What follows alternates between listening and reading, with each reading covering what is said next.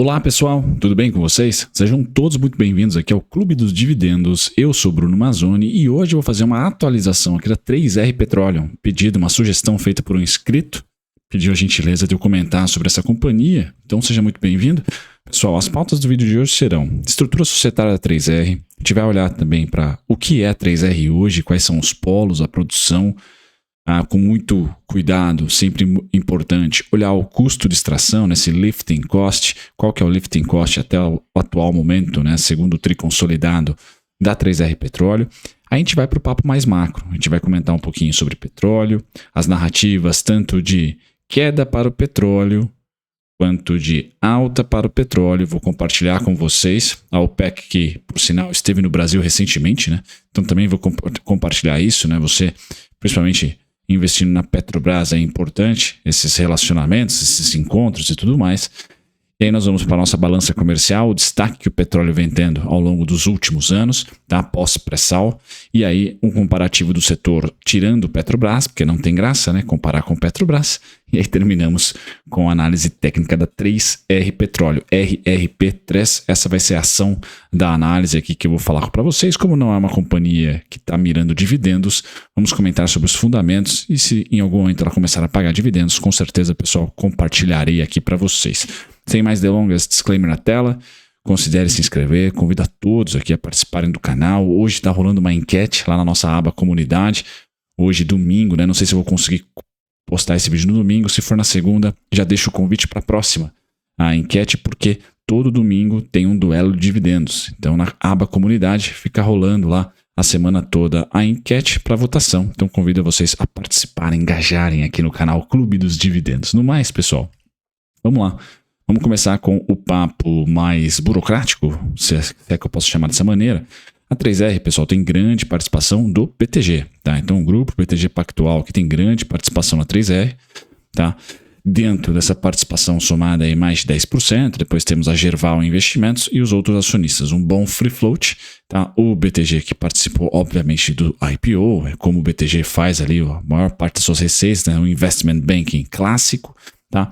E esse IPO teve um follow-on recente, tá? A capitalização mais recente foi em maio de 2023, tá captando ali, se eu não me engano, 900 milhões de reais, tá? 182 milhões de dólares, acho que foi um combo aqui entre reais e dólares, essa foi a captação, mas é uma companhia, pessoal, que desde o IPO, tá, já fez 3 follow-ons, tá? O que eu quero dizer com isso? É importante, porque é uma companhia, então, que já pegou polos maduros e que vem fazendo investimentos nesses polos para otimizá-los, tá? E esses investimentos estão demandando muito mais do que a empresa hoje gera de caixa. Então não é uma companhia de curto prazo. Você, ao entrar na 3R Petróleo, mesmo pós aí o polo Potiguar, aquele imbróglio todo com a própria Petrobras, né, solucionado, é uma empresa um pouco mais de médio prazo para você de fato começar a colher frutos dependendo do preço do petróleo, de dividendos também. Por hora, o investimento, o ciclo de investimento é muito alto. Vocês podem perceber aqui que os follow-ons teve 2 follow-ons em 2021, para você ter uma noção. A parte legal é que a empresa conseguiu ter liquidez não, né? Conseguiu ter atratividade em 2023. Então o setor dentro da bolsa não perdeu atratividade, né? Uma das poucas companhias que conseguiu de fato um follow-on construtivo para o caixa da companhia em 2023, né? Diferentemente da Via, por exemplo, que teve que colocar o seu preço da ação lá embaixo, tá? Não foi o caso aqui da 3R.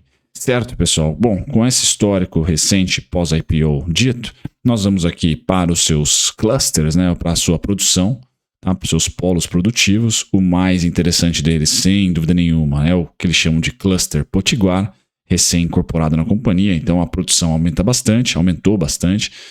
Isso é importante, o ciclo de investimento, pessoal, deve estabilizar nos próximos anos. Se ela vai pagar dividendos, vai depender muito da dinâmica do petróleo, tá? O petróleo que vai muito bem, obrigado, né? Quando a gente olha aqui para a nossa balança comercial, o petróleo cada vez mais, e principalmente pós-pré-sal, começa a ganhar, o petróleo é o vermelhinho, né? Começa a ganhar aqui protagonismo na nossa balança, que é superavitária, tá? A nossa balança é muito superavitária, e muito se dá pela agricultura, amarelinho, tá? E também, recentemente, pelo petróleo, cada vez mais aumentando a participação.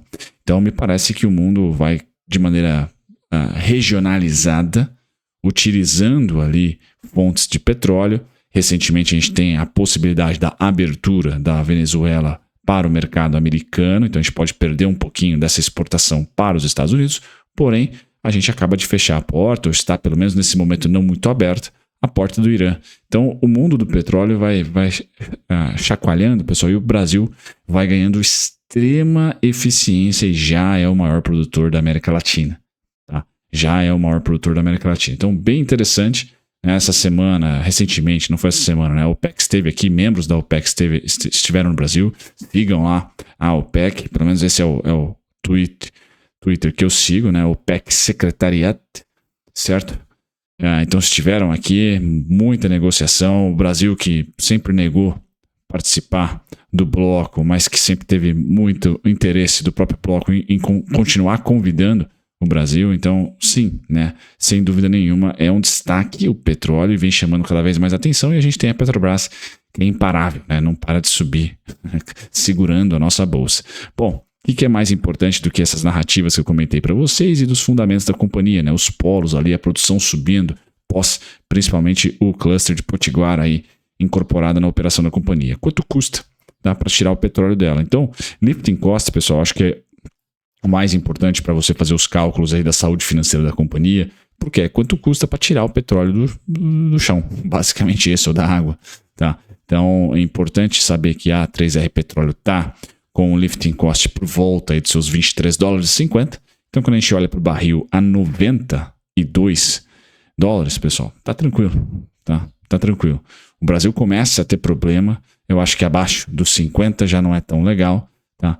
Então o petróleo se estabilizando do jeito que está nesse momento, entre piso 70 e o teto por hora 90 ou 100, tá ótimo, tá? Quanto mais tempo ficar aí, mais a 3R, por exemplo, vai conseguir pagar suas continhas, ter o operacional voando, porque incorporou o Potiguar, e aí o capex diminui um pouco e o dividendo aumenta substancialmente. Então, quanto mais o petróleo ficar lateral e quanto mais as commodities, pessoal, para a sua empresa específica ficarem laterais, o preço pode variar para baixo da ação, mas o dividendo vem, porque essas companhias tendem a não investir, a não ter um capex tão intensivo por tanto tempo.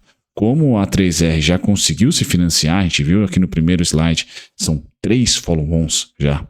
Tá? Então ela está com caixa ali robusto, por isso que eu nem vou mostrar a DRE aqui, porque o caixa da empresa está robusto, mas ainda a companhia não roda no operacional tudo aquilo que ela investe. Então, o presente não é muito bacana com a 3R Petróleo. Você tem que olhar por um médio prazo, acho que seria interessante. O meu cenário para o petróleo em si, pessoal, já compartilhei com vocês em vídeos da Petrobras, tá? É ficar entre o amarelo e o vermelho. Tá? Então, nesse momento está no vermelho, né? Então 96,90, 95,60, 97,46, 93,80, que até acho que é a máxima aqui, são os pontinhos que eu tenho para o petróleo estabilizar. Torço para que ele estabilize, porque petróleo é um problema, né? Dólar e petróleo, juros americanos e petróleo subindo, pessoal, é empobrecimento do mundo, tá? Sem dúvida nenhuma. Mas se o petróleo romper os 96,46, infelizmente vamos parar acima dos 100 e, bom, isso vai ser caótico, creio eu, tá? Para a inflação global, para os bancos centrais. Então só tem um pepino para os bancos centrais nesse momento. A atividade econômica já está arrefecendo, inflação de alimentos, inflação de energia até o momento arrefeceu, só que a de energia que depende de petróleo, por exemplo, com esse cara chegando a $102, por exemplo, e o Treasury americano de 10 anos precificando a 5%, pessoal, não vai ser brincadeira, tá? Bancos centrais terão que ficar realmente altos por mais tempo, porque esse cara puxa inflação e a atividade econômica, até pelo fiscal expansionista dos últimos anos, ainda mantém, né? Ainda se mantém aquecida. A gente não vê uma recessão, pelo menos não em 2023. 2024 é outro papo, tá? E aqui, pessoal, o petróleo está rolando uma literal guerra nesse momento de narrativas, tá? O meu cenário técnico, porque eu não sou especialista, não estou ali olhando os portos para ver o movimento e o consumo, etc., o meu cenário aqui estabiliza, tá? Vão ter narrativas para vender, desaceleração econômica, tomara, a gente torce muito, né? Uma solução mais rápida ali no Oriente Médio, e depois também novos entrantes, como por causa da Venezuela. Bom, então, creio que o petróleo estabilize, beleza? Entre 97 e 83, tá? Ele no último semestre estabilizou entre 71, tá? E 83, 84. Agora não, 83 e 84 passam a ser piso, tá? E os 96, 95, 97 passam a ser teto. Tá? É isso que eu imagino. Então, o petróleo, um movimento parecido com o primeiro semestre, de muita consolidação. É esse movimento que eu imagino aqui, tá? Volatilidade e tal, mas a gente tira o zoom e percebe que ele ficou mais ou menos travadinho, tá? É isso que eu imagino com uma leve inflação do primeiro para o segundo semestre, tá? Esse seria meu cenário, tá? Então, nesse momento, para Junior Oil, é um momento de você, a depender do price action, diferentemente da 3R, porque tem problemas não, né? A precificação da 3R é muito voltada ao que eu falei para vocês, capex muito intensivo e dividendos longe, né, de ser realidade. E a gente tem a Petrobras voando, pagando dividendo, tem a Prio voando, não pagando dividendo, mas voando, já com operacional limpo. Então a concorrência para 3R Petróleo não está fácil, tá? Mas seria um momento de diminuir um pouco, tá, a mão nas ações de petróleo, caso você tenha o cenário que eu tenho, né, que estabiliza, não passa desse vermelhinho. As narrativas, pessoal, para vender petróleo existem. Então aqui, créditos para o Heitor Paiva, também já é um analista aqui, um pesquisador que eu acompanho bastante, já coloquei para vocês aqui o handler dele, né, Heitor Paiva. Tá? Então ele comentou, a demanda de gasolina por gasolina nos Estados Unidos caiu para o nível mais baixo em 25 anos, para essa época pós-verão. Tá, então essa demanda aqui está caindo, que é a preta, certo? A linha preta está bem abaixo aí da média. Legal? Então isso é uma narrativa e um dado vendedor. Tá? A maior economia do mundo está desacelerando no consumo de gasolina. Você pode falar que é a culpa da Tesla, você pode falar que é a eletrificação, você pode falar que é uma desaceleração econômica, você pode falar que é home office, como o pessoal comenta aqui, tá? Então tem diversos fatores, pessoal, transição energética, muita coisa aqui. O fato é o seguinte, um gráfico desse é bearish para o petróleo, ou seja, é uma venda para o petróleo, é uma fraqueza, é um dado que mostra fraqueza na demanda. Beleza, na ponta da demanda, então uma narrativa para baixo, a outra narrativa é a recém, tá? A tranquilização, ou diminuição, possibilidade, né, de atenuar um pouco aí a sanção entre Estados Unidos e Venezuela, ou seja, os norte-americanos ali abrindo, né, para o mercado venezuelano, caso eles tenham uma eleição limpa, tá? Cresce para Samantha Schmidt, tá? Ela que postou aqui no The Washington Post. Então, os Estados Unidos estão procurando aí dar um alívio, tá, nas sanções, caso a Venezuela tenha eleições mais transparentes. Esse alívio também tem um interesse muito grande do Tursan em petróleo. Tá? Então, de olho no petróleo, tá? Abrindo o mercado venezuelano de volta para os Estados Unidos e uma contrapartida, pelo menos para ficar bonito na política, né? na geopolítica nem digo, né? Diplomacia, eles querem uma eleição livre, né? Enfim. Vocês imaginem o que seria uma eleição livre. Tá, mas o importante é que o Tursan está precisando de petróleo, por quê, pessoal? Agora a gente inverte. Temos um novo entrante, temos menor consumo de gasolina, tudo isso petróleo para baixo. Agora o petróleo para cima tem argumento. Qual argumento seria esse, pessoal? Reservas especiais dos Estados Unidos, seus inventários ali, estão nas mínimas desde 1983, que não estavam em níveis tão baixos. Tá? E, recentemente, a partir aqui do final de agosto, o governo norte-americano começou a comprar petróleo. Tá? Não compra petróleo no spot, naquele ali que a gente vê no preço do Brent, compra mais barato, até da própria indústria americana que está produzindo muito, tá? Está nos níveis mais altos de produção. Então é mais um motivo para vender petróleo. Níveis de produção nos Estados Unidos estão voando, tá? O Brasil está voando, todo mundo está voando na produção nesse momento, tá? Até pelo choque de 2021. Agora, essa necessidade de se repor as reservas, pessoal, é pressão. Tem um comprador que é o governo americano. Esse comprador, ele é intermitente, tem a impressora ligada. Tá? Então tem uma demanda forte por vir aí nesse reinício da reposição das reservas estratégicas. Então ponto 1 aqui para você comprador do petróleo. Ponto 2 é que a OPEC, que é a principal produtora, o cartel produtor aí do mundo, tá com a sua produção, pessoal, lá embaixo. Tá bem menor do que 2016, que foi pico. E aí vocês lembram o que aconteceu em 2016, né? O fundo do petróleo, tá? Muita queda do petróleo de 2014 para 2016 e a OPEC produzindo muito, e o xisto americano entrou no mercado e derrubou os preços lá embaixo. Tá? Derrubou lá embaixo é boa, né? Mas a OPEC tá está bem ciente agora que não vai aumentar a produção, não deve aumentar a produção. Então, sua produção voltando aqui a níveis de 98, 2000, tá? Produção de 27,82 milhões de barris aqui. Então, mais um argumento de que pela oferta, o petróleo deve se manter alto ou até você ser comprador do petróleo, não muito pela demanda, mas sim pela restrição de oferta. Clássico, cartel é isso aí. Tá? Então eu tentei colocar algumas narrativas para vocês. No valuation, pessoal, o destaque, até para minha surpresa, acaba ficando para PetroRecôncavo no desconto e para Prio na qualidade. A Prio tem as melhores margens, 46% de margem líquida, por exemplo, mas todas têm margens boas, inclusive com o petróleo atualmente negociando 90 facilita, então acima de 10% aí, fácil, todas batem. Agora a PetroRecôncavo é a mais descontada, né? O EV/EBITDA menor. Tem também o preço-lucro menor, né, mais atraente, e todas estão capitalizadas pra caramba agora, né?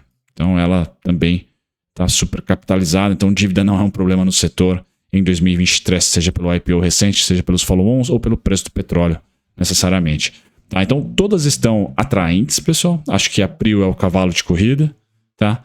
3R, PetroRecôncavo são as companhias que a gente tende a esperar crescimento, tá? Esse crescimento pode vir a reboque da Prio, como foi da Prio, ou menor. Muito deve ser menor, porque a Prio chegou antes. Tá? E a Enalta é o caranguejinho ali do setor, é mais segurança, aquele dividendozinho, tá? Ela que vai ter ali algo mais pé no chão. Como a PetroRecôncavo está pagando 5% de dividendo, pessoal, a gente vê que realmente do setor, quem está investindo, que você deve esperar grandes mudanças nos próximos anos, é a 3R. Tá?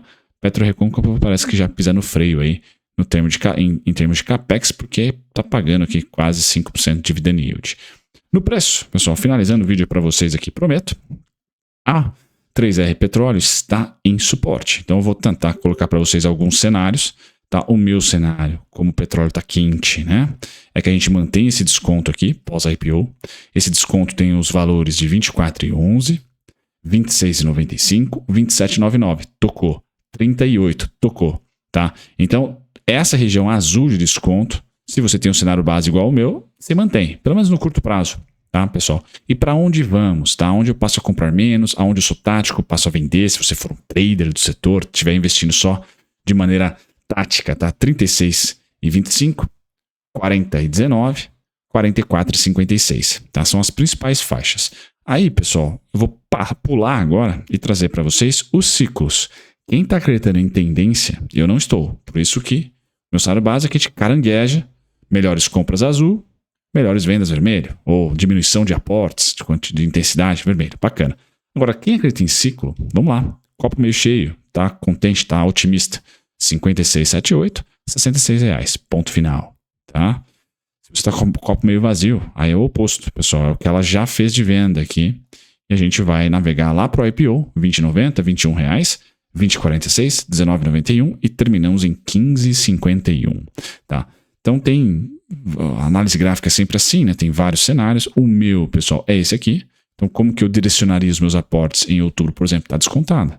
Quanto mais se aproxima dos 36,25, menos eu compro, ou aqui eu já realizo.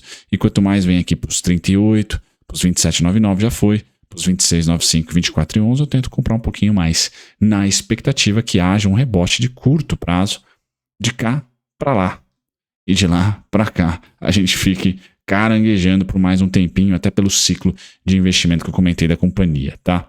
Pessoal, é isso. Um grande abraço, até o próximo vídeo. Tchau, tchau.